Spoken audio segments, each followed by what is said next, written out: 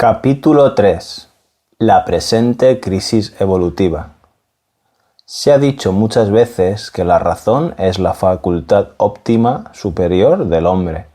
y que ella lo capacita a dirigirse a sí mismo y a la naturaleza.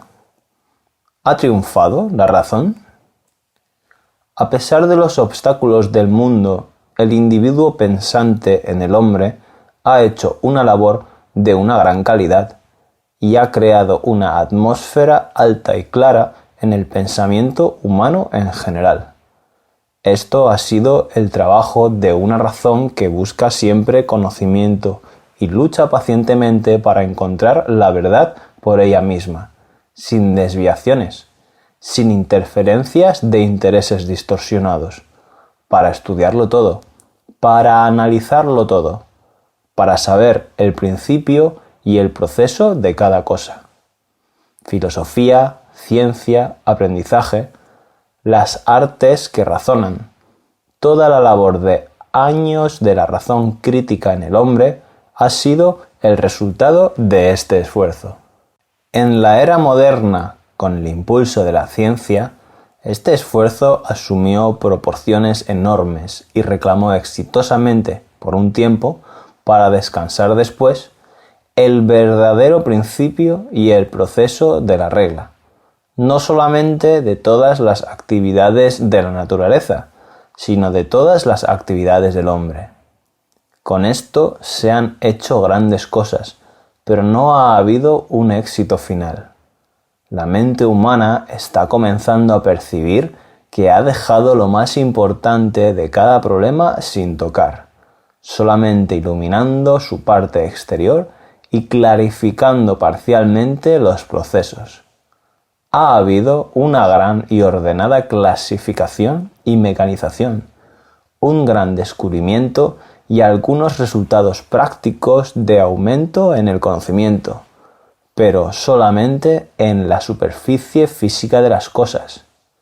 Vastos abismos de verdad descansan en las profundidades, en las cuales están ocultas los brotes o resortes reales, los misteriosos poderes y las influencias secretas y decisivas de la existencia. Es un dilema el de que si la razón intelectual alguna vez será capaz de darnos una respuesta o explicación adecuada a esas profundas y grandes cosas, o categorizarlas como voluntad inteligente, como ha triunfado en explicar y canalizar a través del todavía imperfecto, pero con mucha algarabía y resultados triunfantes, las fuerzas de la naturaleza física. Pero estos otros poderes son mucho más grandes, más sutiles, más profundos, más escondidos, fugaces y más cambiantes que aquellos de naturaleza física. Toda la dificultad de la razón en tratar de gobernar nuestra existencia es que por sus propias limitaciones, menos clasificaciones artificiales, construir sistemas con información limitada, las cuales se contradicen, se distorsionan o tienen que ser continuamente modificadas por otra información. Trabajar una selección de potenciales regulados, los cuales se preparan por el rompimiento de una nueva ola información o también potenciales no regulados. Cuando la razón se aplica a la vida y a la acción, ella llega a ser parcial y apasionada y la esclava de otras fuerzas que no son la verdad pura. Pero inclusive si el intelecto es imparcial y desinteresado en lo máximo posible, del todo imparcial y del todo desinteresado el intelecto humano no puede ser, a menos que esté satisfecho de llegar a una completa separación y practicar una completa tolerancia,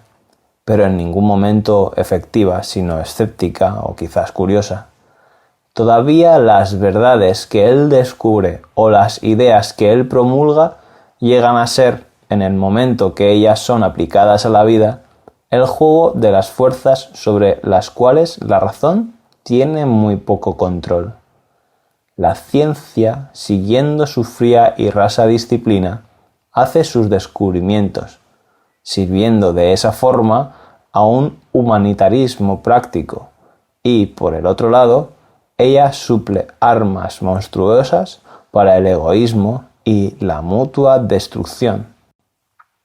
Esto ha hecho posible una organización de gran eficiencia, la cual ha sido usada, por un lado, para el mejoramiento económico y social de las naciones, y por otro lado, como un ariete de batalla en una agresión mortal y ruin.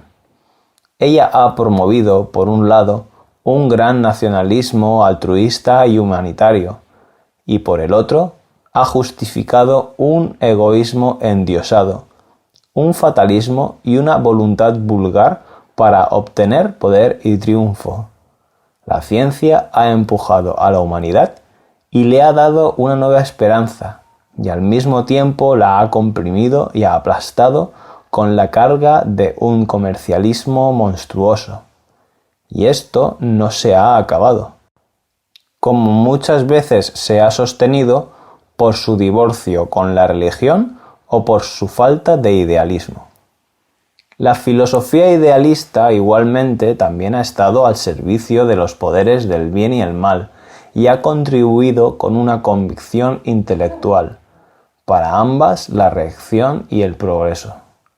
La religión organizada ha reclutado y alistado muchas veces y frecuentemente en el pasado a hombres para cometer crímenes y masacres y justificar el oscurantismo y la opresión. La verdad es que, sobre lo que nosotros ahora estamos insistiendo, es que la razón es en su naturaleza una luz imperfecta con una gran pero restringida misión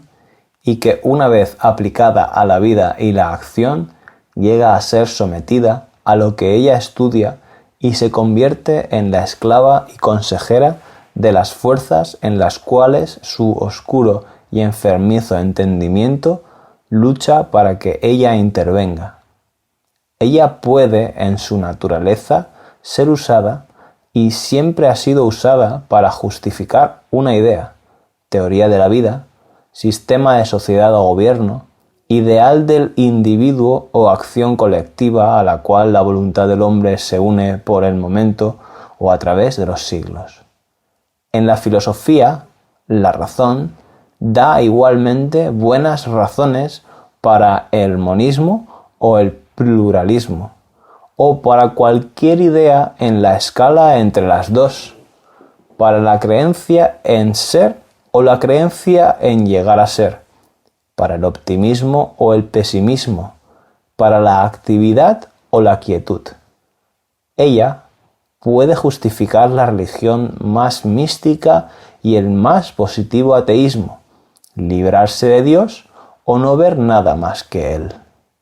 En estética provee las bases igualmente para lo clásico y lo romántico, para lo ideal, lo religioso o para la teoría mística del arte, o para el realismo más materialista. Ella puede, con el mismo poder, juzgar austeramente un estricto y estrecho moralismo o probar triunfantemente la tesis de la antinomia, que es la contradicción entre dos leyes o entre dos principios filosóficos. Ella, la razón, ha sido el profeta hábil y convincente de cada rey de la autocracia o la oligarquía, y cada una de las especies de democracias. Ella suple razones excelentes y satisfactorias para el individualismo competitivo, e igualmente excelentes y satisfactorias razones para el comunismo y para los que están en contra de él, y por el Estado socialista o por una variedad de socialismo en contra del otro. Se puede poner ella misma, la razón, con igual efectividad en el servicio utilitario, economía, hedonismo, que es la doctrina ética que identifica el bien con el placer, la estética, el sensualismo, que es la escuela filosófica que atribuye a la sensación el origen y la formación de las ideas, a toda ética, a todo idealismo o cualquier otra necesidad esencial o actividad del hombre, y construir alrededor de ella una filosofía, un sistema político y social, una teoría de conducta y de vida. Pídele no descansar sobre una idea solamente, pero hacer una combinación ecléctica, que es una doctrina o método filosófico por el cual se intenta conciliar opiniones o doctrinas diferentes o incluso opuestas, o una armonía sintética, y ella te satisfacerá. Si solamente ha habido un número posible de combinaciones o armonías, ella igualmente justificará bien una o la otra y arreglará o quitará cualquiera de ellas de acuerdo si el espíritu del hombre la atrae o la rechaza, porque eso, el espíritu del hombre, es lo que decide, y la razón es solamente un servidor brillante y un ministro de esta oculta, velada y secreta soberanía. ¿Por qué el hombre tiene fe en la razón? Pues porque la razón tiene una función legítima que llenar, para la cual está perfectamente ajustada o acomodada, y es justificar e iluminar al hombre en sus variadas experiencias y darle la fe y la convicción para continuar y ampliar o acrecentar su conciencia. Esta verdad está escondida del racionalismo, porque el racionalismo está basado en dos artículos de fe. El primero es que su razón está correcta y la razón de los otros que difieren de ella es incorrecta. El segundo es que cualquier deficiencia que se encuentre presente en el intelecto humano, la razón colectiva humana eventualmente llegará a la pureza y será capaz de encontrar los pensamientos humanos y la vida segura con una base racional, clara y enteramente satisfactoria a la inteligencia.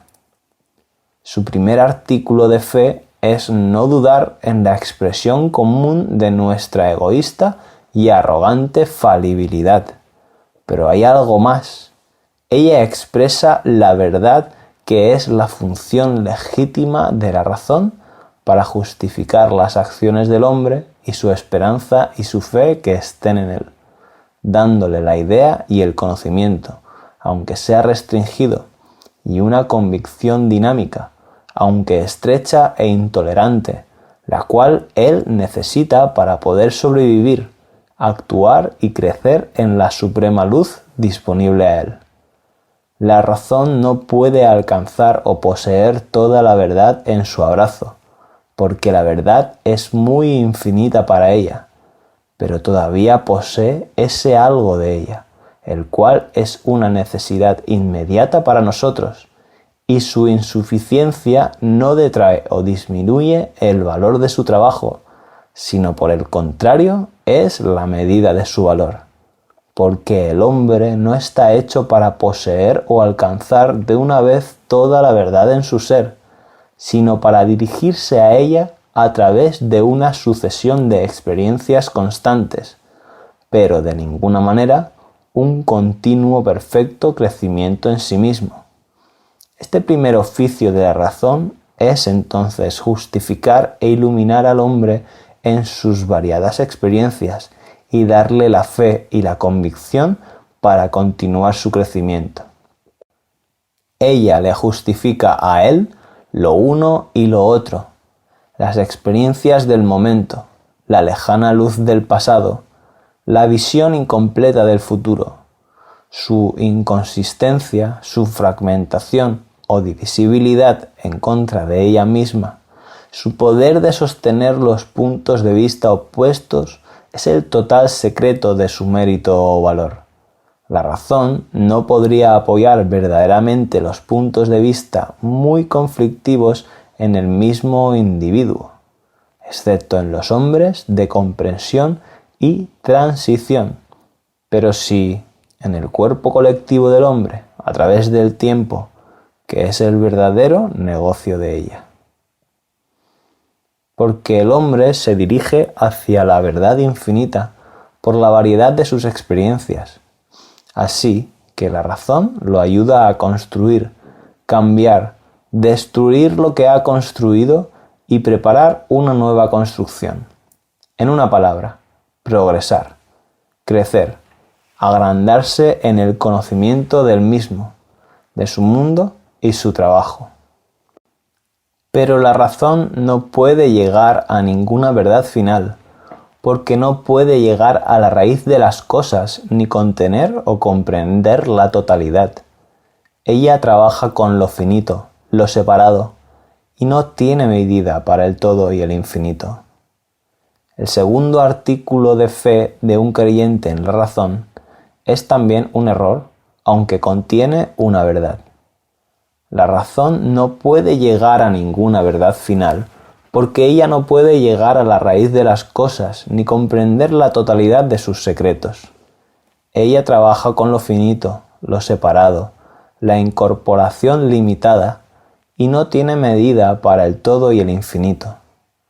La razón no ha encontrado una vida perfecta para el hombre ni para la sociedad. Una vida humana puramente racional sería una vida frustrada y privada de sus fuentes más dinámicas y poderosas. Eso sería sustituir al rey por un ministro. Una sociedad puramente racional no podría llegar a ser, y si llegara, no podría existir, o esterilizaría y petrificaría la existencia humana. Las causas íntimas de la raíz poderosa de la vida humana son muy profundas e irracionales, y la verdad de la vida está muy por encima, es suprarracional. Pero la verdad es que por el constante engrandecimiento y purificación para abrir la razón del hombre, es posible llegar a un entendimiento inteligente, inclusive si éste está escondido de él. Un poder de reflexión pasiva y también simpatética de la luz que lo sobrepasa. Su límite es alcanzado, su función es terminada cuando eso puede decirle al hombre: hay un alma, un yo soy, un Dios en el mundo y en el hombre que trabaja callado, oculto, y todo lo que hay es Él mismo que está oculto y su gradual florecimiento. Yo he sido su ministro, abriéndote los ojos despacio, removiendo la espesa capa que recubre tu visión, hasta que haya solamente mi propio velo luminoso entre tú y Él. Remueve eso y haz el alma del hombre una en verdad y naturaleza con lo divino. Entonces te conocerás a ti mismo, descubrirás la grande y ancha ley de tu ser. Llega a ser el poseedor, o al menos el recipiente y el instrumento, de una voluntad y conocimiento superior a la mía, o por lo menos guarda el verdadero secreto y el sentido completo de un humano y a la vez un ser viviente divino. Las limitaciones de la razón llegan a ser muy obvias cuando la razón es confrontada con la vida religiosa. Esta es la jurisdicción o el reino en el cual la razón intelectual contempla con la mente descarriada de un extranjero que oye un lenguaje en el cual las palabras y el espíritu son inexplicables para él, y ve en todas partes formas de vida y principios de pensamiento y acción, los cuales son absolutamente incomprensibles y extraños a su experiencia. La desamparada razón intelectual se encuentra con el fenómeno de que la vida religiosa es naturalmente apta para adoptar una de dos actitudes, ambas vacías de su extremo y temerariamente presuntuosas y erróneas. Cada una de ellas ve el todo como una masa de superstición, un sinsentido místico, un fárrago de sobrevivencias barbáricas ignorantes, que fue el espíritu extremo del racionalista ahora feliz, pero muy débil y aunque no muerto, casi moribundo, que patrocina la religión y trata de explicar sus orígenes para librarse de ella por el proceso de explicarla, o que trabaja gentil o fuertemente para rechazar o corregir sus supersticiones, rudezas, absurdos, para purificarla en un nada abstracta o persuadirla a purificarse ella misma en la luz de la razón inteligente, o la que ella deja actuar como si fuera un ignorante, admitiendo después su valor como una influencia moralizadora, o la utiliza el Estado para poner en orden sus clases bajas. Inclusive, quizás, trata de inventar una extraña quimera, una religión racional. ¿Qué es la religión realmente en su esencia y por qué está fuera del mundo de la razón? La esencia de la religión, su corazón, aparte de la externa maquinaria del credo, culto, creencia, ceremonia y símbolo, es la búsqueda de Dios y el encuentro con Él.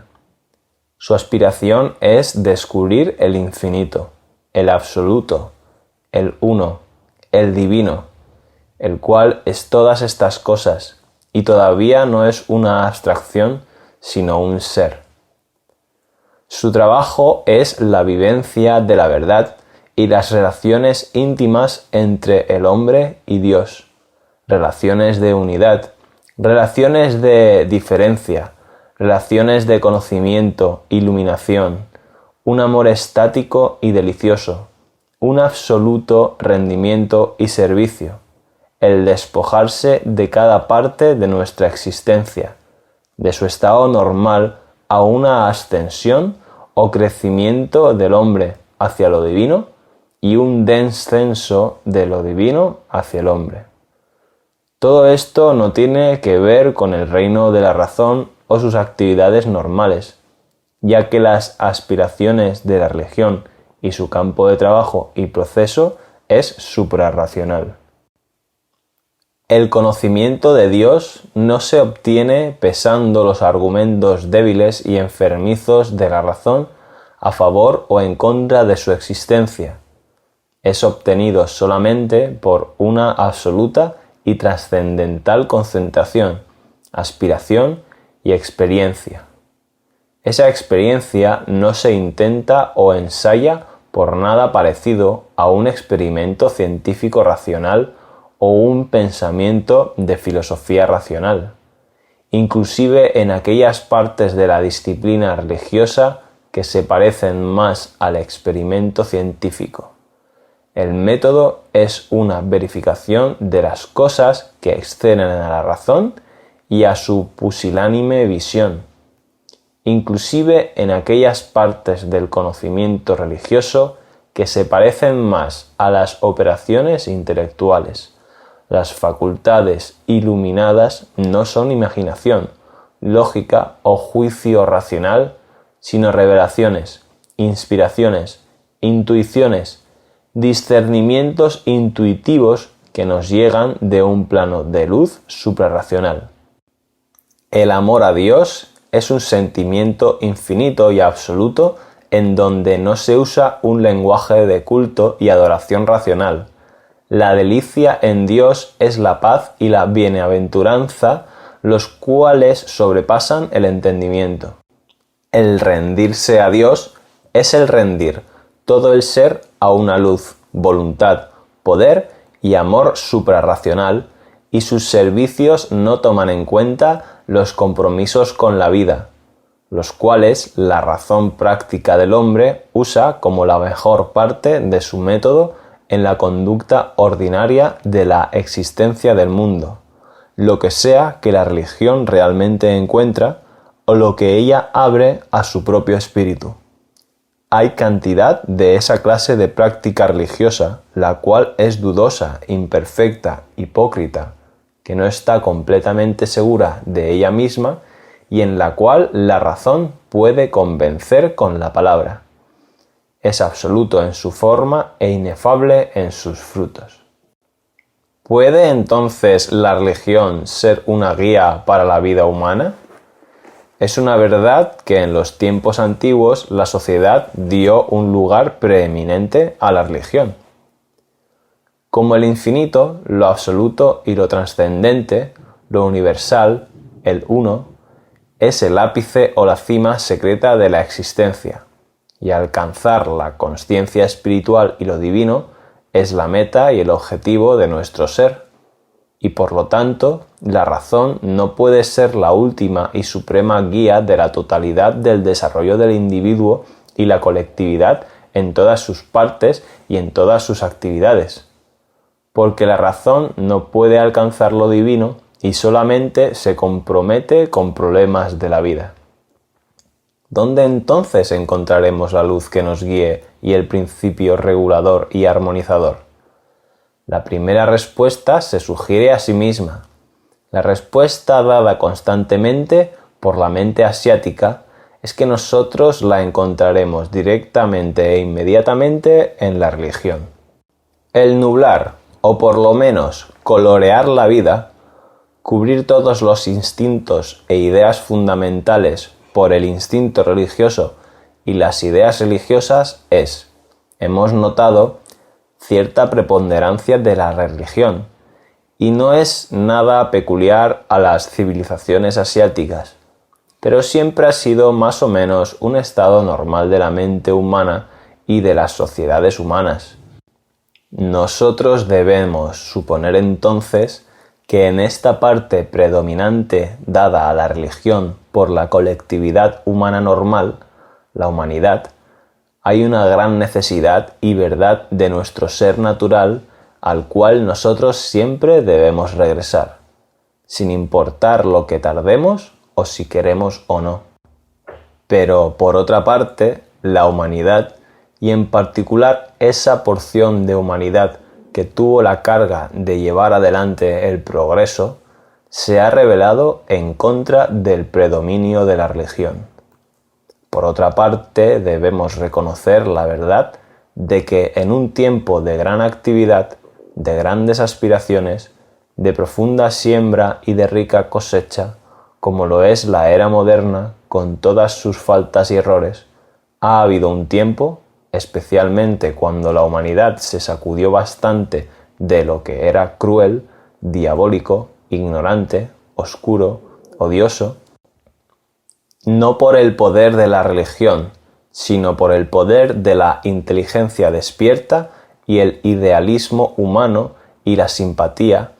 que esta predominancia de la religión ha sido violentamente atacada y rechazada por la porción de la humanidad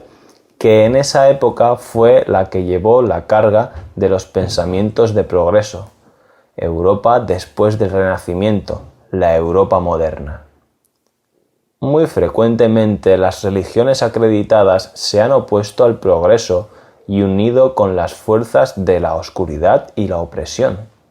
Y esa acción ha necesitado una negativa, una rebelión o levantamiento de la mente y el corazón humano oprimido para corregir esos errores y plantar el derecho de la religión. Esto no hubiera sido así si la religión fuera la guía única y verdadera de toda la humanidad. Nosotros no necesitamos seguir la mente racionalista y atea a través de todo su proceso agresivo con la religión. No necesitamos por un instante soltar esa gran tensión refugiándonos en la superstición, aberraciones, violencias, inclusive crímenes, los cuales la Iglesia, los cultos y credos han favorecido, admitido, sancionado, apoyado o explotado por su propio beneficio. Como se ha dicho, los crímenes y errores que han sido cometidos en nombre de la libertad y el orden han sido suficiente para condenar el ideal de libertad y el ideal de orden social. Pero nosotros tenemos que hacer notar la verdad de que tal cosa fue posible y encontrar su explicación. Debemos observar la raíz de este mal, la cual no está en la religión, sino en sus partes infrarracionales, no en la fe espiritual y la aspiración, sino en nuestra confusión humana ignorante de la religión, con un credo en particular, una secta, un culto, una sociedad religiosa o una iglesia. Toda la raíz de la insuficiencia histórica en la religión, como guía y control de la sociedad humana, descansa ahí. Iglesias y credos se han opuesto violentamente en el camino de la filosofía y la ciencia, quemando a Giordano Bruno y llevando a la cárcel a Galileo, y se portaron tan mal ellos mismos al respecto que la filosofía y la ciencia tuvieron que, para defenderse, reaccionar en contra de la religión y rendirla en pedazos para poder obtener el paso libre para su legítimo desarrollo. Y esto porque los hombres, en la pasión y oscuridad de su naturaleza vital, escogieron pensar que la religión los estaba confinando o limitando con ciertas fijas concepciones intelectuales acerca de Dios y del mundo, las cuales no podían pasar un escrutinio y por lo tanto el escrutinio había que destruirlo a fuego y espada. La verdad científica y filosófica tiene que ser negada para que el error de la religión sobreviva. También vemos que el espíritu estrecho religioso frecuentemente aprisiona y empobrece el júbilo y la belleza de la vida, por un ascetismo intolerante o, como los puritanos lo intentan, porque ellos no pueden ver que la austeridad religiosa no es toda la religión, aunque eso es una parte importante de ella. No es el único camino para llegar a Dios, ya que el amor, la caridad, la gentileza, la tolerancia y la bondad son también y todavía más divinos, y ellos olvidaron o nunca supieron que Dios es amor y belleza, al igual que pureza. En política, la religión se ha echado frecuentemente del lado del poder, resistiendo la entrada de grandes ideales políticos, porque la religión era la Iglesia, apoyada por el poder. Por eso se confundió la religión con la Iglesia, porque ésta respaldaba una falsa teocracia, olvidando que la verdadera teocracia es el reino de Dios en el hombre, y no el reino de un sumo pontífice, un papa, un sacerdote o una clase sacerdotal. Así también, la religión ha apoyado a menudo unos rígidos y anticuados sistemas sociales, porque ella pensó en su propia vida limitada con las formas sociales a las que ella estaba asociada durante un gran periodo de su propia historia, y erróneamente concluyó que inclusive ese cambio necesario sería una violación para ella, la religión, y un peligro a su existencia. Como si ese majestuoso e interno poder, que es el espíritu de la religión en el hombre, podría ser destruido por algo tan pequeño como una reforma social, o algo tan superficial como un reajuste social. Este error, en todas sus formas, ha sido la gran debilidad de la práctica de la religión en el pasado y la oportunidad y justificación para la rebelión de la inteligencia, el sentido estético, el idealismo social y político, inclusive el espíritu ético del ser humano en contra de lo que debería haber sido su más alta tendencia y ley.